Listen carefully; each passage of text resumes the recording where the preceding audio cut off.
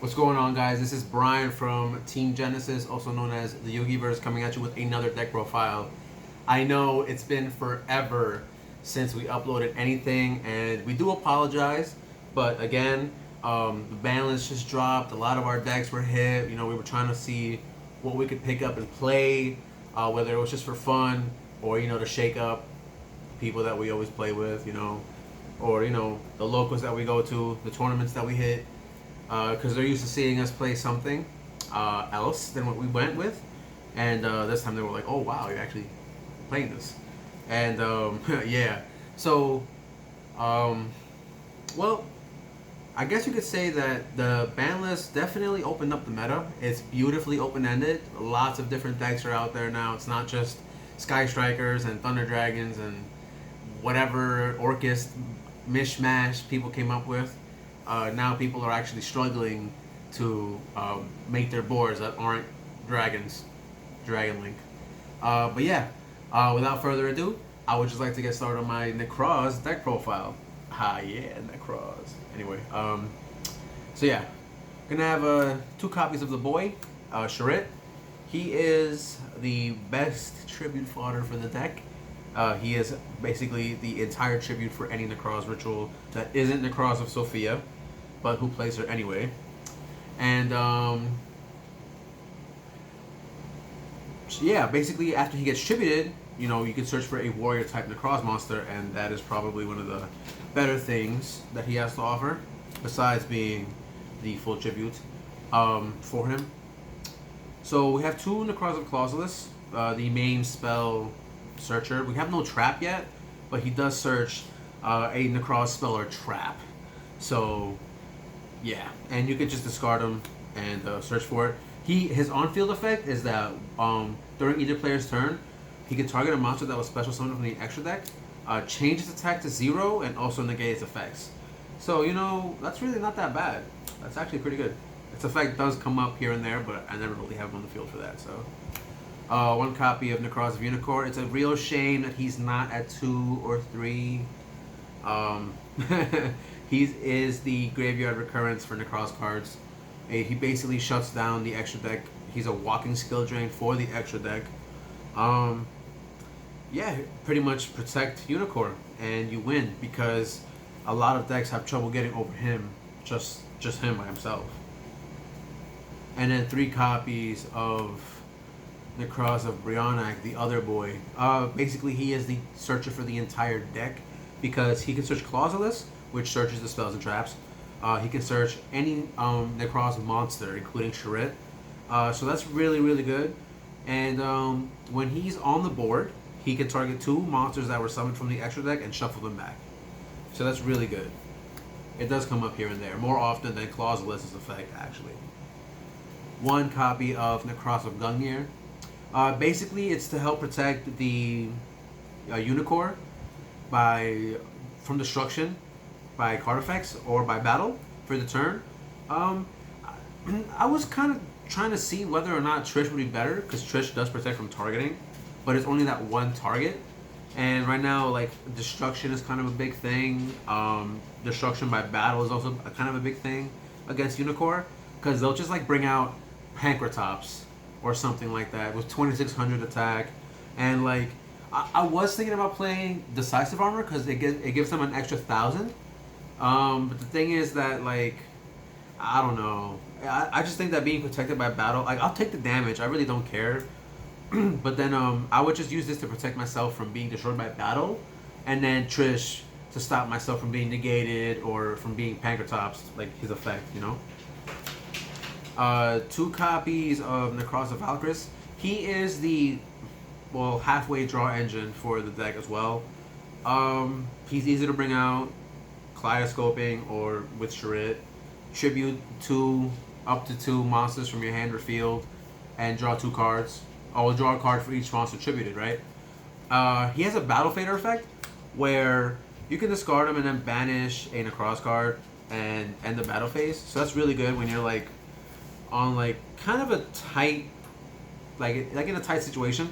But the thing is that if you are using him for that, then you're probably in a bad spot to begin with. Unless you can just blow them out the next turn. and I usually do with Trish. So after I use the Valk effect, I usually try to go for the Trish, and then just like, because they leave themselves open, so I'll just like banish their biggest threats and then go for, like game. Like I'll try to push for game. He's the one that protects from targeting. If they target a Nekroz monster you control, you can just discard this card and then negate that effect. And yeah, he's Trish. So when he gets on board, he just banishes 3 cards, one from your opponent's field, the graveyard, and the hand. I do play a little tech here, Lord of the Red. I bring him out with Incantation Inception actually, and he's a very easy level 8 to bring out. Just so you're aware, right? He has 2 destruction effects, one that changed from a monster effect and one that changed from a spell trap effect. The thing is, he cannot chain to himself, so he does get 2 pops per turn, but your opponent has to obviously activate 2 different things, monster effect and a spell or trap effect. I play 2 copies of the Incantation Pencil Plume, 2 copies of Candle, and 1 copy of Bookstone, as well as 2 copies of Incantation Talismandra. So just so you guys are aware, Candle and the Bookstone are the ones that you have to reveal spells for. So this searches a spell, and this adds a spell back from the grave. The Pencil Plume and the Talismandra you have to reveal monsters for, but this searches for a ritual from the deck, and this adds one back from the grave. So the Pencil Plume and the Talismandra are definitely way more helpful than the Bookstone. Basically because the spells pretty much search themselves out if you control the monsters. But you'll never really be in a position where you control the monsters if you set yourself up properly. And then just to accelerate that, 2 copies of Incantation Chalice Slime. You can reveal this card, and then if they let it go through, you discard a card, and then you can special summon 1 Incantation from the deck. You can also discard itself, so that's like a really, really helpful thing to do. Yeah, that's pretty much it for the monsters. And then 1 copy. That's pretty much it for the ritual monsters that you want to play. And then Incantation Inception. This is the ritual spell for pretty much anything. It's used to ritual summon any monster, but you have to use incantations. It has a really useful graveyard effect where if you can send a incantation you control to the grave, special summon a different incantation from the deck, and then add this back to your hand. So that's really, really helpful. Now on to the these are 3 little monsters. I didn't want to confuse you guys to think that I was going to start off with the spells, but that's just because that was the incantations. But these are 3 monsters that I kind of just spicy tech clusters. As a collective, I am in a group full of Nekroz players, right? Shout out to #Nekroz Return. You know what I'm saying? But these are some very spicy deck busters because these are 2 cards that pretty much shut them out completely. One being Angel 07 and the other being Vanity's Ruler. And I do play the Cyber Angel Benten to search them, either one, depending on what I'm playing against. But just so you guys are aware, Angel 07 doesn't allow any monster effects to be activated from anywhere. The grave, the hand, anywhere. Searchable Majesty's Fiend. Yeah, and it's searchable with 2500 attack. Same thing as Vanity's Ruler. Searchable Vanity's Emptiness on your opponent's, just for your opponent, because your opponent cannot special summon monsters. And there was this one time where usually the boards are Vanity's Ruler and Unicorn with something else, or Angel 07 with Unicorn and something else. But there have been very very weird and strange circumstances where I will have a Unicorn on board and either Vanities or Angel, and then I would have used the Benten to search either one. Then I'll draw into the other one, and I'll still have tribute fodder, so I'll just normal summon the other one, and then they're pretty much stuck in a position where if they don't have 3 impermanences or a raw sphere mode, they can't play. It doesn't come up that often. Don't think that it's the most broken thing ever. I mean, it kind of is, but it's just not gonna happen as often as people would think. But it does come up here and there where you do get the opportunity. So that's it for like the main deck that you can't really like replace. Like the Inception is also irreplaceable. I mean, you don't have to play it, but if you don't want to go plus, then that's on you. So this is the part of the deck that you can't really replace. These are the spells. Some of the spells are interchangeable, but I would recommend to keep it the way it is, honestly. 3 copies of Preparation of Rites. I'm trying to match the set, so if anybody has a spare gold, just, hit me up. But, yeah. The most broken card of the deck, kinda. Search a level 7 or lower ritual monster, then add a ritual spell from your graveyard to your hand. Like, that's really free. And it's not once per turn. 1 copy of Rhoda. Mainly just to search Charit or Clauselus, and then help get the rest of the deck going. The draw power, 2 copies of Pot of Extravagance. Don't get mad that this is not for budget players, okay? This deck never was for budget players. It never was, even on release, unless you're playing dual power, because because then you're paying like $3 for Brionic and stuff, so it's not much of a problem there. And then 2 copies of Celestial Observatory. I know it's weird. This conflicts with this, but this doesn't conflict with anything. So there'll be situations where I really never see both of them. I never open both, and I never draw this off of this or this off of this. Like, it's never happened to me before. So that's why I'm so comfortable playing 4, 2 of each. This is used to like return Talismandras back to the deck, draw 2 cards. This is obviously if, you can go off without much of a problem. Like if they're not playing hand traps and you just open this and you top deck this, you're good to go. You'll just see 2 free draws. That's it. Like I said, this is to return Talismandras, 2 free draws, and then you can bring the Talismandra back from that and then add another ritual, Brionic, and then search. Like you just go so plus. For the ritual spells that Nekroz use, 2 copies of Nekroz Mirror. Sure, it's at 2, so now there's a reason to play more than 1 Mirror. Mainly because even though you're banishing it, he still is able to be used as the full requirement for the Nekroz ritual monster that you are summoning. 2 copies of Kaleidoscope. One of the best ritual spells, if not the best, because of the way that you can cheese this to bring out Unicorn, Clauselus, Valk, Trish, Gungnir if you really, really have to. She does have a really cool effect where I don't think I mentioned it, but she does have a cool effect where you can discard a Necroz card and then target a card on the field and destroy it. So that's really helpful spot removal alongside Lord of the Red. 3 pops. Wow, that's like pretty toxic. 3 Nekroz Cycle. This is the best ritual spell of the deck. Why? It allows you to ritual summon from the graveyard. Like what's wrong with that's crazy. Not many decks can do that anyway. Yeah, like what? Monster Reborn. 3 copies of Cosmic Cyclone. The meta is very the meta is still Sky Striker heavy. Salamangreat still pose a threat. Like I said, Trap Tricks are coming back. It's like just really, really helpful. Pendulum Scales go bye-bye. No more Serpent. So you can't extend your plays anymore. It's not once per turn, so you can just keep banishing their stuff. Banish Mystic Mine. This is in case I go second. Double or nothing. Well, we all know what this does. We all saw that. We all saw what the guy did. Summon Utopia double, search this, make Utopia, negate its attack, make it a 10,000 beat stick. Boom. Game. That's it. And then 3 copies of Evenly Matched. This one, I, for some reason, want it to be in the front. These are the cards I use in case I go second.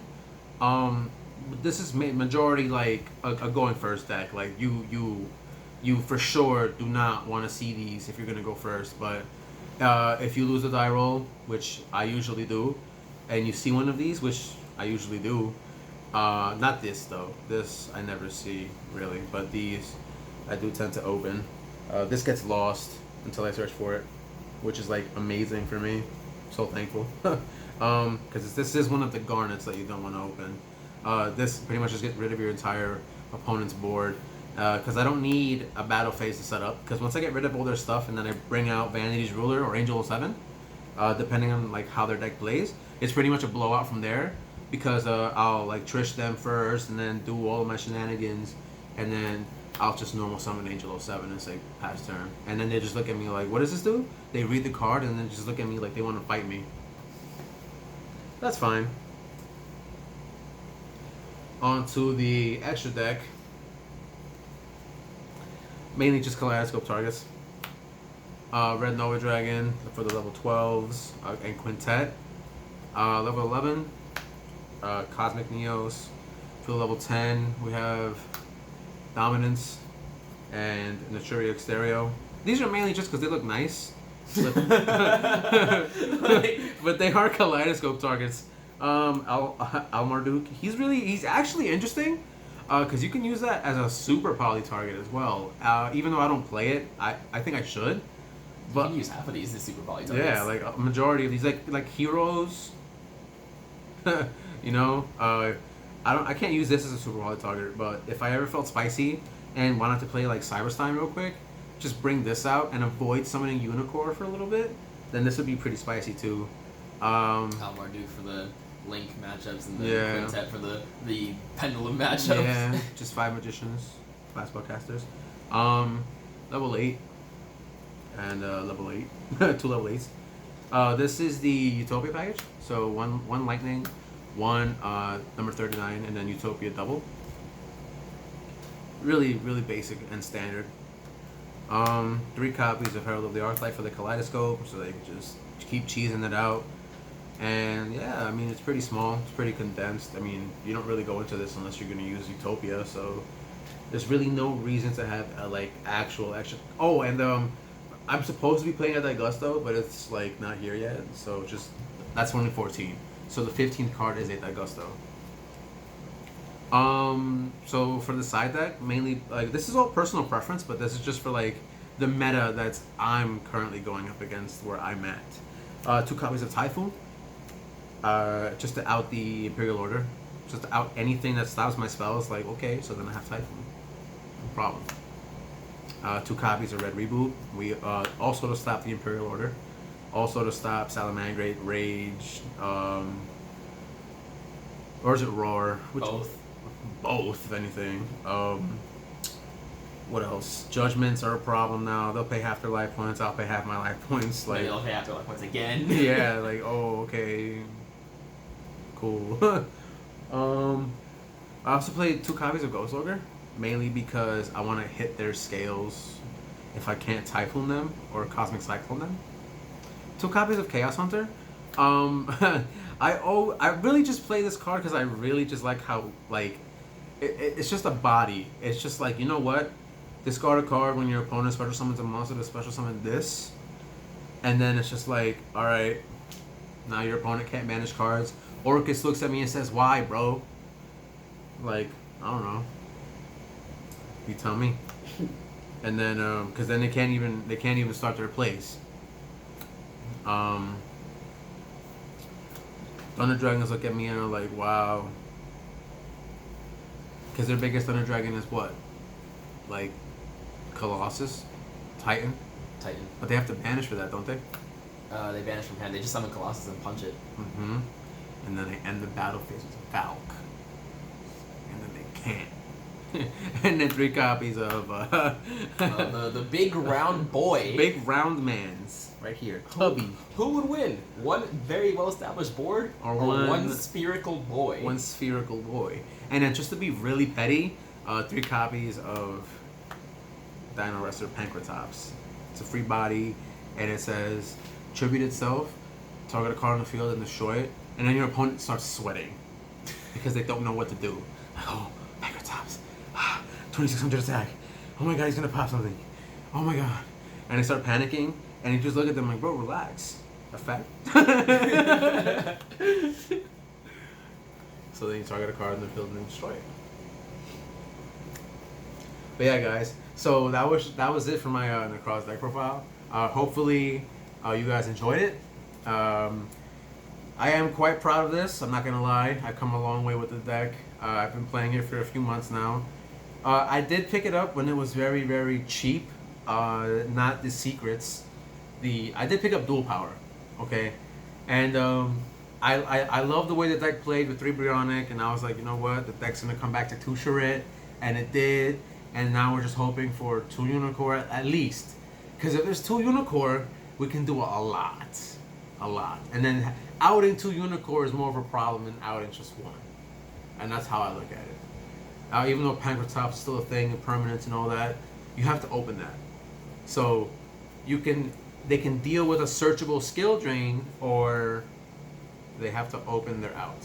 So that's how I look at it. Definitely need 2 Unicore. At least 2. If not, may they bless us with 3. Because if this deck does nothing, this format, well, I'm sure it will. Yeah. We can dream, right? Anyway, yeah. This is Brian from Team Genesis. You can build this deck profile online if you want, and let me know how you felt about it. If the deck sucks, if you think I suck, let me know. Don't forget to like, comment, subscribe. This is Brian from Team Genesis, signing off.